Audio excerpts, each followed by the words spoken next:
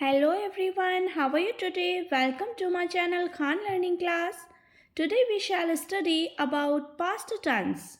Types of past tense, prakar, pehchan and definition, and the types, identify and definition and rules. So past and definite tense, it means that अनिश्चित भूतकाल मतलब जिसमें कोई भी कार्य निश्चित ना हो, अनिश्चित हो, मतलब वह ऐसा करता था, वह कल बाजार गया था, अब निश्चित नहीं है, डेफिनेटली हमें पता नहीं है कि वो ऐसा उसने ऐसा किया था या नहीं किया।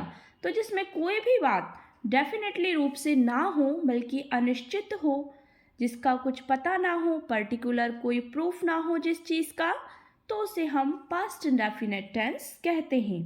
अब पास्ट इंडेफिनिट टेंस होता है, इसके बाद सेकंड पार्ट होता है पास्ट टेंस का, पास्ट कंटिन्यूअस टेंस, निरंतर भूतकाल, जिसमें कोई कार्य भूतकाल में जारी रहा हो, मतलब पास्ट कंटिन्यूअस टेंस होता है। इसमें निरंतर भूतकाल की बात की जाती है, जिसमें कोई भी कार्य जारी रहा हो, मतलब पिछले समय में।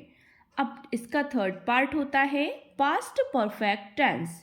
पास्ट परफेक्ट टेंस को हम क्या कहते हैं? परफेक्ट मतलब कार्य का पूर्ण होना, पास्ट मतलब भूतकाल में, तो भूतकाल में या पिछले बीते हुए समय में किसी कार्य का पूर्ण होना दर्शाया जाए, उसको हम पास्ट परफेक्ट टेंस कहते हैं। नेक्स्ट होता है पास्ट परफेक्ट कंटिन्यूअस टेंस। अब पास्ट परफेक्ट कंटिन्यूअस टेंस को क्या कहते हैं? पूर्ण निरंतर भूतकाल। तो पूर्ण निरंतर मतलब जिसमें कार्य का पूरा होना भी पाया जा रहा है, निरंतर भी है, मतलब पिछले समय में, तो इसको हम पास्ट परफेक्ट कंटिन्यूअस टेंस कहते हैं। तो आज पास्ट टेंस के हम पास्ट इंडेफिनिट टेंस के बारे में एक्सप्लेन करने वाले हैं। So past indefinite tense is the, इस टेंस के वाक्यों के अंत में था, थी, थे आदि शब्द आते हैं। यह सामान्य रूप से भूतकाल को दर्शाते हैं। इसमें सब्जेक्ट के साथ किसका यूज़ होता है? मैन वर्ब की सेकंड फॉर्म यूज़ होती है, क्योंकि ये पास्ट टेंस है तो हम सेकंड फॉर्म का ही यूज़ करते हैं। आगे देखिए स्ट्रक्चर क्या होगा। अफर्मेटिव सेंटेंस के लिए सब्जेक्ट प्लस मैन वर्ब की सेकंड फॉर्म प्लस ऑब्जेक्ट। अब इसमें अभी हम हेल्पिंग वर्ब यूज़ नहीं करते हैं अफर्मेटिव में। अफर्मेटिव के बाद जो नेगेटिव सेंटेंस जब हम बनाते हैं तो उसमें हम हेल्पिंग वर्ब का यूज़ करते हैं। अफर्मेटिव के लिए एग्जाम्पल हैं, वह बाजार गया, ही वेंट टू मार्केट। अब वेंट क्या हो गया? ऑलरेडी गो की सेकेंड फॉर्म है, वेंट मीन्स गया, टू मार्केट वह बाजार गया। नेक्स्ट एग्जाम्पल है, रवि ने एक पत्र लिखा, रवि रॉट अ लेटर। अब रॉट ऑलरेडी राइट का सेकेंड फॉर्म है, तो लिखा मतलब बात पास्ट में हुई, कब लिखा ये निश्चित नहीं है। रवि रॉट अ लेटर, तो डेफिनेटली किसी काम को नहीं बताया जा रहा है कि डेफिनेटली उसने ये काम किया, मतलब एक सामान्य तरीके से बात की जा रही है कि रवि ने एक पत्र लिखा, Ravi wrote a letter. Next है, वह क्रिकेट खेलती थी। अब कब खेलती थी इसका हमें कोई जानकारी नहीं है। शी प्लेड क्रिकेट, या उसने क्रिकेट खेला था, शी प्लेड क्रिकेट, वो क्रिकेट खेलती थी। अब ऐसे ही नेगेटिव सेंटेंस आ जाता है। नेगेटिव में हम क्या करते हैं? स्ट्रक्चर है नेगेटिव के लिए subject plus did not plus main verb की फर्स्ट फॉर्म प्लस ऑब्जेक्ट। अब आप सोच रहे होंगे कि इस ये तो पास्ट टेंस है, लेकिन मैन वर्ब की फर्स्ट फॉर्म यूज़ क्यों हुई, सेकंड क्यों नहीं हुई? अब देखिए, जब हेल्पिंग वर्ब डिड नॉट हो, डिड ऑलरेडी सेकंड फॉर्म है डू का, जब प्रेजेंट सिंपल में हम डू या डज हेल्पिंग वर्ब होती है तो पास्ट सिंपल में क्या हो जाती है? उसी का second part means that, did not. ठीक है, डिड इसकी हेल्पिंग वर्ब होती है।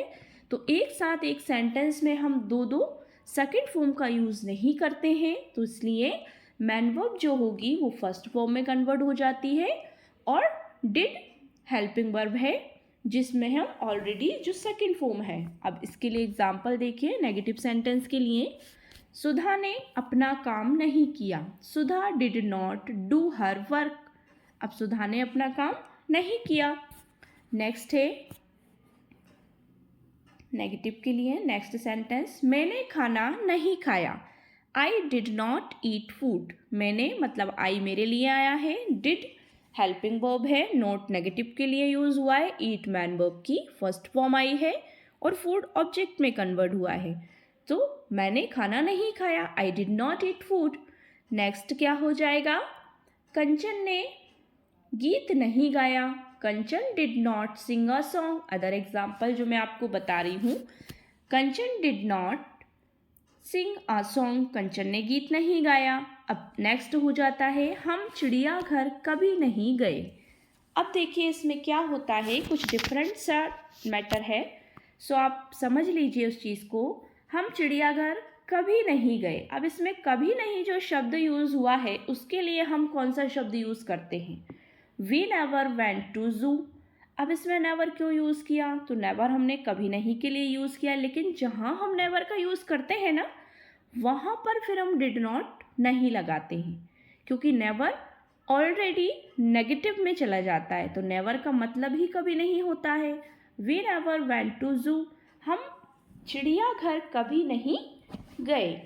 तो आप इस तरह से भी लिख सकते हैं इसको नोट में कि कभी नहीं के लिए नेवर लिखते हैं, डिड नॉट नहीं लिखते हैं।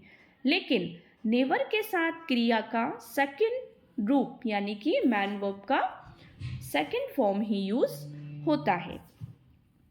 अब आता है इंटेरोगेटिव रूल्स। इंटेरोगेटिव क्या है, डिड सब्जेक्ट से पहले आ जाता है यानी कि helping verb, did plus subject plus main verb की first form plus object plus question mark. अब इंटेरोगेटिव के लिए एग्जाम्पल क्या हो जाएगा, क्या शामू ने खाना खाया, did Shamu eat food. Structure के अकॉर्डिंग हमने सेंटेंस कन्वर्ट किया है, डिड उठकर पहले आ गया, सब्जेक्ट क्या है श्यामू, वर्ब की first form eat and plus object food plus question mark.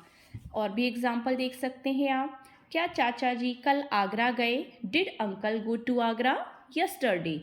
So friends, अगर आपको वीडियो पसंद आया हो तो वीडियो को लाइक शेयर करिए, चैनल को सब्सक्राइब करिए, जिससे कि आपको हमारे लेटेस्ट वीडियोस के नोटिफिकेशंस मिलते रहें। Thank you so much.